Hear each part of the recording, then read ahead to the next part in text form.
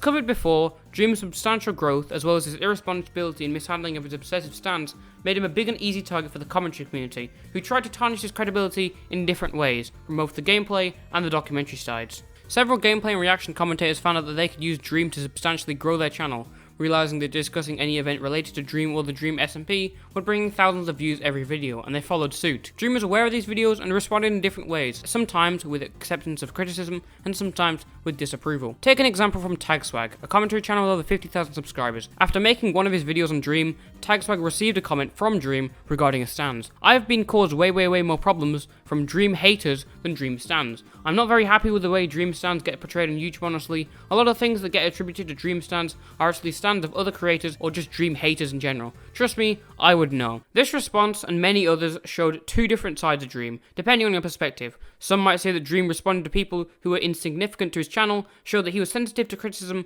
and was actively trying to hunt down other YouTubers to try and destroy their points, akin to a calmer version of Lissy Noel or Susie Lou, but others might say that it was brave of him to address the criticism and it showed he had a strong head because he didn't melt down or, as the kids say, mold. This is important as it establishes Dream's style of response to controversy, which plays more into Dream's business mindset. Dream is someone who has grown from content creator to content corporate, and as with all YouTubers with large audience and connections, he needs to prioritize his revenue stability, and if anything or anyone could affect that, he needs to shut them down as quickly as possible. Dream understands how rumors can quickly spread and combats this by being dedicated to responding as best he can to something or someone if a rumor starts gaining minor traction.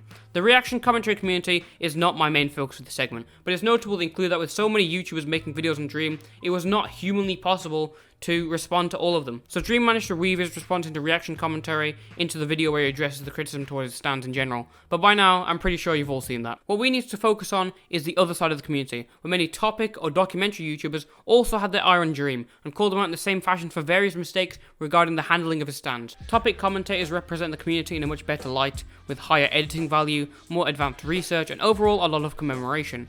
However, they have been known to get stories wrong from time to time, and have been called out by peers for their decisions and their neutrality. However, topic commentary can't really expand as big as reaction commentary. Rather than having to make one video about an event on one little day, which is relatively easier, topic commentators made highly edited documentaries, and small controversies like stands weren't enough for any established creator to make a detailed 50-minute video exposing and breaking down Dream's character. As far as any average viewer saw him, he was just a guy who made content and had some pretty weird stands, and those weren't inherently his fault. The topic commentators had to get some ammo against him, and pretty soon they would get exactly what they wanted. John Swan at the time had just finished his latest successful series of videos on Deji, when he began promoting a video on Dream that he was working on with the help of one of his fellow creators and friends, Cordwit, and people were excited. Many people in the commentary community liked Cordwit's content and knew he was incredibly underrated, and they were expecting John to also deliver some A-class content similar to his previous videos. And John was able to promote his video further when a tweet of his got a considerable amount of attention. The tweet shows a video clip of well-respected YouTuber penguinzo, commonly known as Charlie, discussing his thoughts on Dream's arrogance and ego in a negative light.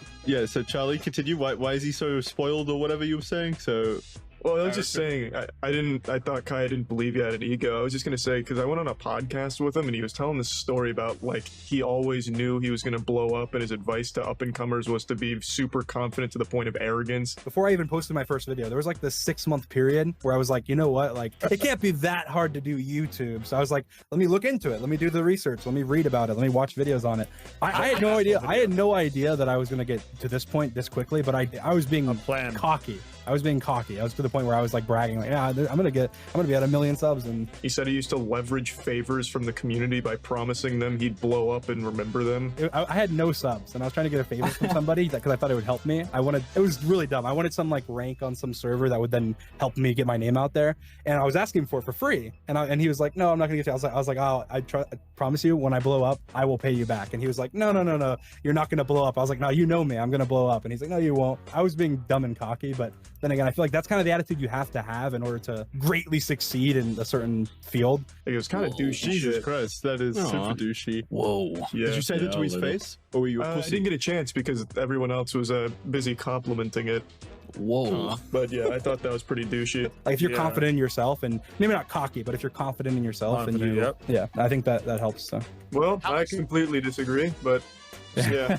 Charlie's one of the most humble and respected creators on the platform, and so to see him criticizing Dream was pretty massive for everyone else. And although Charlie has a point, with the ego, I can cut Dream some slack for this one. Whether you're big or small, it's inevitable that creators will develop a larger ego when gaining a large amount of subscribers. It's an automatic reaction for anyone who isn't fully practicing Buddhism in the mountains of Tibet, as no one is 100% perfect and humble, which applies to both John Swan and the main man himself. Jordan Corduroy's tweet obviously got him on the radar of a few Dream stands, and they were a little annoyed to see their star idol being criticised by another YouTuber who was hyping up a video on Dream. So they started bringing it up to their fellow Stan Hivemind members, and one of these stands brought it up on a relatively small subreddit by the name of Dream Was Taken Too, with the title, "What a way to milk the drama." But ironically, Dream's response to this post would create a lot more drama than he'd ever bargained for. This guy is bad news. A while back, right after I interviewed with him for a Minecraft documentary, he changed his profile picture and name on Discord to mine and started DMing people pretending to be me. He sent people the N-word and a lot of other stuff, as well as said sexual stuff whilst claiming that it was me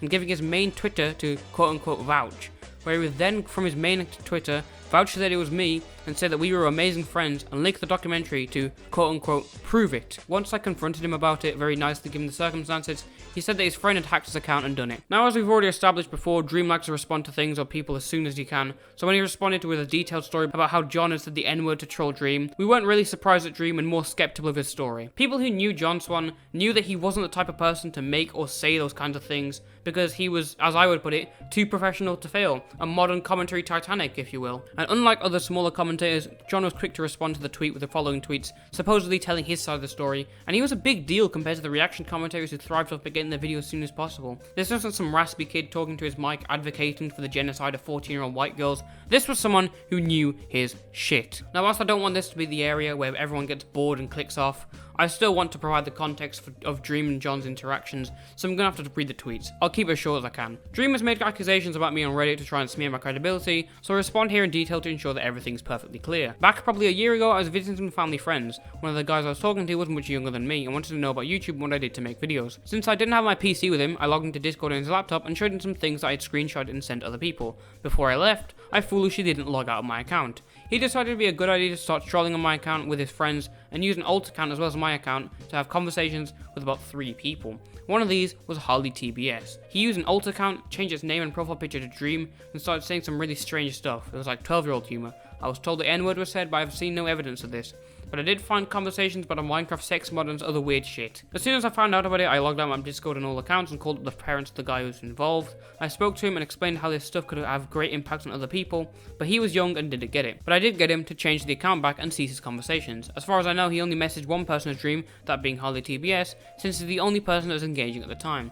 That's the context of the situation, which I explained to Dream, albeit in much less detailed. Really fucked up that you tried to twist it like this. There was no vouching on my main Twitter as well. That's just a lie and didn't happen. This was exclusively Discord. To present the story that this was some big thing where I'd messaged multiple people as Dream to try and ruin him is categorically untrue. It just shows his true character. And I could go ahead and discuss John's motives and actions in this video, but I think that many people have already covered that, and besides this video is about Dream, so let's have a look at Dream's reactionary response. I really am not sure why you brought this to Twitter in response to a post on a random subreddit on a comment with 20 likes, but I can assume it's just for attention. I'll reply anyway though, because of being unreasonable. I sent the Reddit post that you claimed it wasn't you. All this thread does is claim it wasn't you. Here's the exact DMs between me and you. My post implies that I didn't believe your story, and that's because I didn't. I don't really care what you do in your free time, but at the time I had hundreds of reasons to be suspicious. How did you know it was on Discord right away when I didn't mention it and our primary communication was Twitter? How had we called on Discord just before if you didn't have access? Why did they use an old Discord to troll you when they had access to your Discord as well? Why did they message multiple people, multiple things, and they made it seem like you? Why did you say they had your YouTube as well? Why did you say that you couldn't get in? These are all questions I had and definitely made me believe that you just screwed it with messing around and didn't think I'd realize what you did. Again, that's my opinion though. It was also multiple people that messaged me, not just one, and nothing you said refuted that. Either way, done replying to this. I would have responded to you had you DM'd me, like your friend you mentioned did. I understand you don't like me at all, but demonizing me for what is at worst a misunderstanding and at best the truth is very frustrating. It's very imperative to understand that Dream's response here is very different to his calm and collected ones before. He comes off as a lot more aggressive than someone with millions of subscribers should be, but because of the repeating echo of Slay Queen from inside his head, he gets away with it. He's at this mid-ground where he doesn't take responsibility for his fans like a corporation, but also responds in a way that makes him feel like a YouTuber. Although it's interesting that Dream is actually acting a lot more more reasonable and human, his response is more pressing overall. It's clear that Dream was confident in the fact that these were allegations that he didn't believe, and he went after John harder than most commentators, especially in his next Twitch stream. In the finale of Dream's main responses towards commentary, Dream started up the Detective Dream stream, where he examined the DMs regarding the account in more detail, taking on a detective approach almost akin to commentary themselves, and making strange and illogical comparisons, like the fact John said yup a few times. Whilst this is an incredibly stupid point, it's clear to note that this is a semi-serious response. At the end of the day, Dream is just what he is, an entertainer, and it's likely he was playing it up for his audience, especially with the detective music, and in turn mocking analysis commentary. And Dream knew that if he fully took a situation about a Minecraft sex mod seriously, he would become a laughingstock across the internet. Dream's initial responses to the topic commentators played into his corporalistic and official responses to creators, and when the John Swan drama came up, Dream let free. This drama supplied the commentary community as an interesting case study into how Dream handles and responds to criticism, and in the next segment we'll look at the conclusion on the John Swan drama and Dream's victory.